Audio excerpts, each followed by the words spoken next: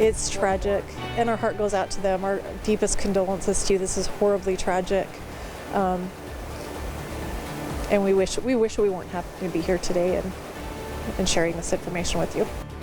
Right now, crews are still working to recover the victims from yesterday's deadly avalanche in the Wilson Glade area of Millcreek Canyon.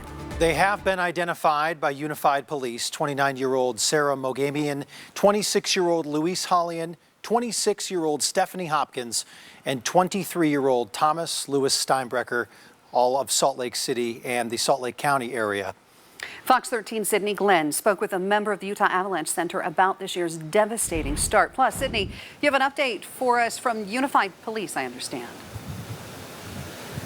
Hey, Brian and Amy, Unified Police say this was actually two different groups who were caught in this avalanche. One group was hiking up, the other group was skiing down when they all got caught in that same avalanche. Of course, 4 people did not make it out alive. Craig Gordon over at the Avalanche Center, the Utah Avalanche Center, says not only is it unprecedented to see this many deaths this early on in the year, he says it's just unprecedented to see this many avalanches in general, and it all comes back to our snowpack. Think about when you're driving, we should not see these brown mountains in February in the middle of winter.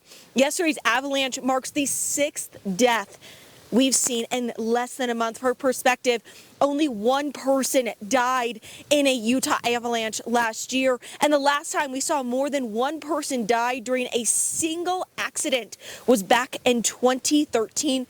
And only 2 people died then. Craig is warning everyone to just really be extra careful, because even another snowstorm is not going to fix the issue. He actually says it could make things worse. He says these slides are breaking unimaginably deep and wide. They are taking out the entire season's worth of snowpack, just really causing some major devastation. The foundation is structurally compromised. It's like a bunch of dominoes sticking up like this. We put a dense, heavy slab on top, we kick the dominoes over, and boom, now we're staring down the barrel of a very dangerous avalanche. So what's the fix? Craig says we would need to see a very consistent snowstorm pattern, not just one, to try to help with this snowpack.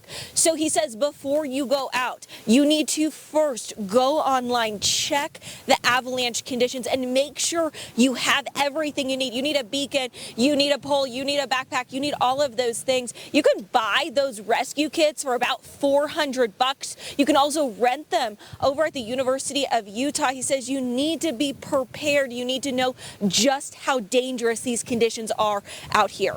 Live in Millcreek Canyon, Sydney Glenn, Fox 13 News, Utah. Sydney, thank you for the update. Indeed, parts of Utah facing a high avalanche risk right now. The Utah Avalanche Center urging everyone to check their daily forecasts before heading back into the backcountry areas. Now, they say many, but not all of the fatalities that resulted from avalanche in past years could have been prevented had each person been equipped with the right gear, such as radios and a form of satellite communication, slope meters and snow study kits, as well as avalanche shovels, beacons, and probes. And while there are plenty of measures you can take to prepare for a slide, the best way to avoid them is to stay out of the backcountry.